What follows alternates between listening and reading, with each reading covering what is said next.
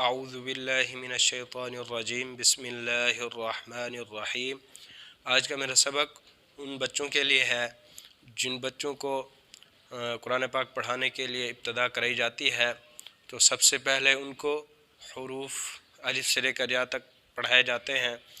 تو میرا طریقہ یہ ہے کہ سب سے پہلے بچوں کو ان حروف کی پہچان، ویسے تو اساتذہ کرام ان کی پہچان کراتے ہیں، تو میرا طریقہ یہ ہے کہ بچوں کو سب سے پہلے ان حروف کے جو سرے ہیں سرے پڑھائے جائیں، ان کو یاد کرایا جائے، سرے اور ان کے نقطے یاد کروائے جائیں۔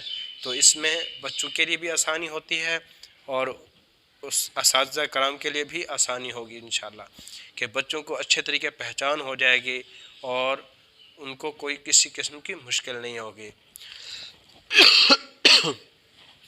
جب بچے آسانی سے سبق یاد کر جاتے ہیں اور سیکھ جاتے ہیں، پڑھ جاتے ہیں، تو یہ ان کا مستقبل بھی بہتر ہو جاتا ہے، یعنی کہ مستقبل میں وہ اچھی تعلیم حاصل کر سکتے ہیں اور اساتذہ کرام جو پڑھانے والے ہوتے ہیں ان کے لیے بھی مشکل نہیں ہوتی، کیونکہ وہ بچے سیکھ رہے ہوتے ہیں، سمجھ آ رہی ہوتی ہے ان کو، اور ان کو اساتذہ کرام کو بار بار ان کو پڑھانے کی یا اس طرح کے کوئی مشکل پیش نہیں آتی۔ تو اس طرح بچے سیکھتے جاتے ہیں، کہیں وہ رکتے نہیں ہیں۔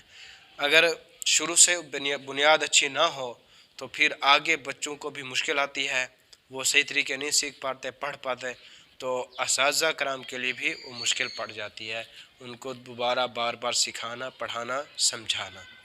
تو اس لیے میں کہتا ہوں کہ بچوں کو سب سے پہلے حروف کے سرے پڑھائے جائیں، پھر ان کے نقطے بھی یاد کرائے جائیں ساتھ ساتھ۔ تو میں نے یہاں پر تھوڑا سا ایک نقشہ بنایا ہے، تو اسی طرح ہم یہاں پر سمجھنے کی کوشش کریں گے۔ ہم اپنے سبق کا آغاز کرتے ہیں کہ کیسے ان بچوں کو یہ حروف سکھائے جائیں۔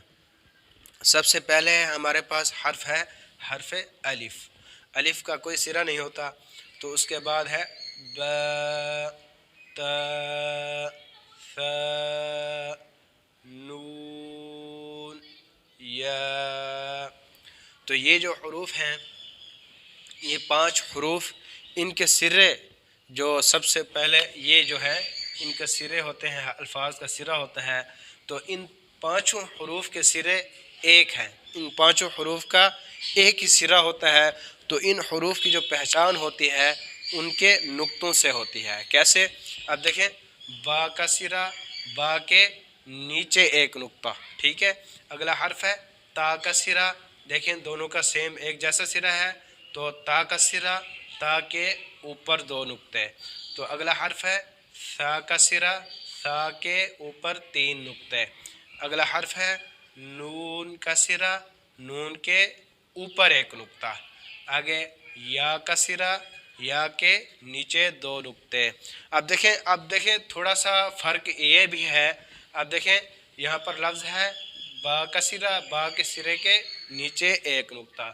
اب یہاں دیکھیں یہ ایک سرا اسی طرح جیسے با کا تھا، فرق یہ ہے کہ با کے سرے کے نیچے 1 نقطہ ہوتا ہے، اور نون کا جو نون حرف ہے اس کا سرے کے اوپر 1 نقطہ ہوتا ہے۔ تو یہ بھی پہچان کرانی بچوں کو ضروری ہوتی ہے کہ بچوں کو بتائیں کہ ایک با کا جو نقطہ ہے، با کے سرے کے نیچے 1 نقطہ ہوتا ہے، اور نون کا جو نقطہ ہے نون کے سرے کے اوپر 1 نقطہ ہوتا ہے۔ اسی طرح یا لفظ ہے، یا کے سرے کے نیچے 2 نقطے ہوتے ہیں، اور تا جو ہے، تا کے سرے کے اوپر 2 نقطے ہوتے ہیں۔ تو اسی طرح آگے حروف ہیں جیم، ح، خ۔ یہ 3 حروف، ان تینوں حروفوں کے سرے بھی ایک جیسے ہوتے ہیں۔ ان کی پہچان بھی ہم نقطوں سے کریں گے کہ جیم کا نقطہ نیچے ہوتا ہے، ح بالکل خالی ہوتا ہے، اور خ کے سرے کے اوپر 1 نقطہ ہوتا ہے، ٹھیک ہے۔ اور خ کا سرا کیسے ہوتا ہے، یہ اس کی شیپ بچوں کو اچھے طریقے پہچان کروائیں، مڑی ہوئی ہوتی ہے اور لمبی ہوتی ہے، ٹھیک ہے۔ اور اسی طرح جیم کا نقطہ کہاں ہوتا ہے، جیم کے سرے کے نیچے نقطہ ہوتا ہے، ح خالی ہوتا ہے، اور خ سرے کے اوپر ہوتا ہے۔ اور آگے جو الفاظ ہیں دال، ذال، را، زال، یہ 4 حروف ہیں، ان کے سرے نہیں ہوتے۔ یہ جب بھی حروف آتے ہیں تو یہ اپنی مکمل شکل میں آتے ہیں، ان کے سرے نہیں ہوتے۔ تو اگلے 2 لفظ ہیں سین اور شین۔ یہ 2 جو حروف ہیں ان کے 3 سرے ہیں۔ کتنے ہیں؟ 3، 1، 2 اور 3۔ یہ 3 سرے ہیں، اس کے بھی 3 سرے ہیں، 1، 2 اور 3۔ ان دونوں میں فرق یہ ہے کہ سین کیا ہوتا ہے؟ خالی ہوتا ہے، اس کا کوئی نقطہ نہیں ہوتا، اور اگلا لفظ جو ہے شین تو اس کے 3 نقطے اوپر ہوتے ہیں۔ اسی طرح یہ جو لفظ ہے ثا، اس کے بھی اوپر 3 نقطے ہوتے ہیں لیکن اس کا سرا 1 ہوتا ہے۔ اسی طرح شین کے بھی اوپر 3 نقطے ہوتے ہیں لیکن شین کے 3 سرے ہوتے ہیں۔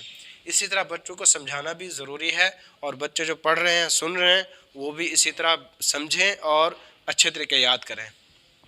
اگلا لفظ ہے صاد، پھر ضاد۔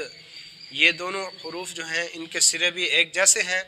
صاد کا جو سرہ ہے وہ اس کے اوپر نقطہ نہیں ہوتا، اور ضاد کے سرے کے اوپر 1 نقطہ ہوتا ہے، اور یہ دونوں کے سرے ایک جیسے ہوتے ہیں۔ تو آگے جو لفظ ہے طا، یہ حروف بھی ان کی طرح یہ اپنی اصلی مکمل شکل میں آتے ہیں، یہ ان کے سرے نہیں ہوتے۔ جب بھی لفظ کے ساتھ آئیں گے تو یہ اپنی مکمل شکل میں آئیں گے۔ تو اگلا لفظ ہے عین، پھر غین۔ اسی طرح عین کا بھی پہلا سرا اوپر جو سر ہوتا ہے لفظ کا، عین کا بھی اسی طرح عین کا سرا آئے گا، اور غین کا بھی اسی طرح عین کی طرح جو سرا ہے اسی طرح آئے گا، لیکن غین کے اوپر 1 نقطہ ہوگا، ٹھیک ہے۔ تو جب بھی عین اور غین کسی لفظ کے ساتھ آئیں گے، لفظ کے ساتھ ملے ہوئے آئیں گے، جڑے ہوئے آئیں گے، لفظ کے شروع میں ہوں گے تو عین اور غین کی یہی شکل ہوگی، عین اور غین کی یہی شکل ہوگی، اور جب یہ الفاظ کے درمیان میں آتے ہیں تو ان کی شکل تھوڑی چینج ہوتی ہے۔ کیسے؟ جیسے اب عین اور غین جو ہیں ان کو ہم کسی لفظ کے ساتھ ملانے کی کوشش کرتے ہیں، جیسے لفظ ہے عین زا اور غین را۔ جب لفظ کے شروع میں آئیں گے تو یہ اسی شکل میں آئیں گے، عین زا، سب سے پہلے عین کی شکل اسی طرح ہے جیسے عین لکھا جاتا ہے، یہاں بھی غین کی شکل اسی طرح ہے۔ اور جب یہ عین اور غین لفظ کے درمیان میں آتے ہیں تو یہ اس کی شکل اس طرح ہوتی ہے، جیسے لفظ ہم لکھ لیتے ہیں با عین دال اور تا غین ذال، ٹھیک ہے۔ اب ان کی شکل دیکھیں، یہ بھی عین اور غین کی شکل ہے، اور یہ لفظ الفاظ کے درمیان میں آتے ہیں تو عین اور غین کی شکل اس طرح ہو جاتی ہے۔ یہ دیکھیں، یہ عین اور غین کی شکل اس طرح ہو جاتی ہے۔ پہلے لفظ کے شروع میں ہوتی ہے تو اسی طرح ہوتی ہے، اور جب لفظ کے درمیان میں عین اور غین کی شکل آتی ہے تو یہ اس طرح ہو جاتی ہے۔ تو اس کے بعد جب آخر میں ہوتی ہے الفاظ کی شکل تو پھر بھی اسی طرح ہی ہوتی ہے، اور آخر میں لفظ کو پورا لکھا جاتا ہے، جیسے کسی بھی حرف کو اس کے ساتھ ملا لیتے ہیں، تا غین کر لیتے ہیں،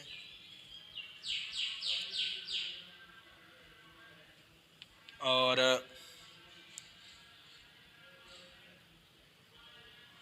با عین کر لیتے ہیں، اسی طرح۔ اور لفظ کے آخر میں بھی عین کا جو شکل ہوتی ہے اسی طرح ہی ہوتی ہے، اور آخر میں یہ پورا ہوتا ہے، ٹھیک ہے۔ تو لفظ کے شروع میں عین اور غین کی شکل اسی طرح ہی ہوتی ہے جیسے ہم نے پہلے پڑھا تھا، ٹھیک ہے۔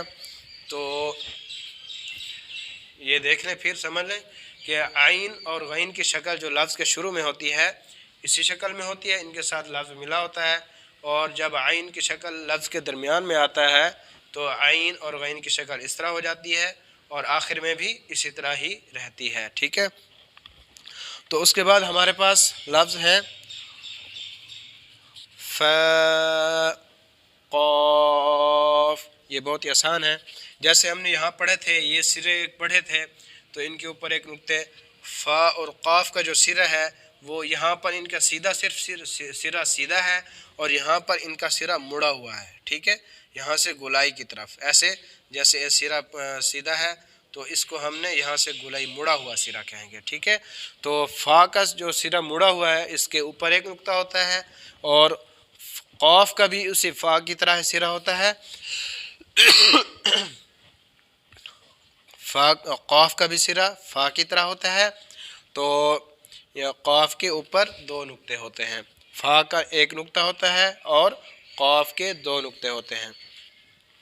اس کے بعد جو باریک کاف ہے، جیسے ہم اس کو باریک کاف بھی کہہ سکتے ہیں، یہ موٹا قاف ہے اور یہ باریک، تو یہ کاف کا سرہ ایسے ہی ہوتا ہے، ٹھیک ہے، ایک لکیر ہوتی ہے، ساتھ لفظ ملا ہوتا ہے۔ تو سب سے پہلی نشانی اس کی یہ ہے کہ اس کے اوپر یہ لفظ یہ نشانی لکھی ہوگی، تو اس کے ساتھ یہ کاف کی لکیر بھی ہو سکتی ہے، تو یہ دونوں نشانیاں ہو سکتی ہیں کاف کی۔ تو اگلا لفظ ہے ہمارے پاس لام، تو لام کا جو سرہ ہے وہ ایسے اوپر سے مکمل اور نیچے سے لام مڑا ہوا ہوتا ہے، ٹھیک ہے جی۔ تو یہ لام کا سرہ ہے، یہ میم کا سرہ ہے، واو ویسا کا ویسا مکمل لکھا جاتا ہے، اور ہا بھی مکمل لکھا جاتا ہے، یہ سرہ نہیں ہوتے اس کے۔ اگلا لفظ ہے حمزہ۔ اب دیکھیں یہ جو عین ہے ان کا سرہ اور حمزہ کا سرہ، حمزہ مکمل لفظ ہے، اس کا سرہ نہیں ہوتا، اور عین اور غین کا سرہ حمزہ کی طرح ہے۔ تو ان کو دیکھیں کہ عین اور غین کا جو سرہ ہے وہ لفظ کے ساتھ ملا ہوا آتا ہے، جبکہ حمزہ کیونکہ اس کا سرہ ہی نہیں ہوتا تو یہ لفظ کے ساتھ ملا ہوا نہیں آتا۔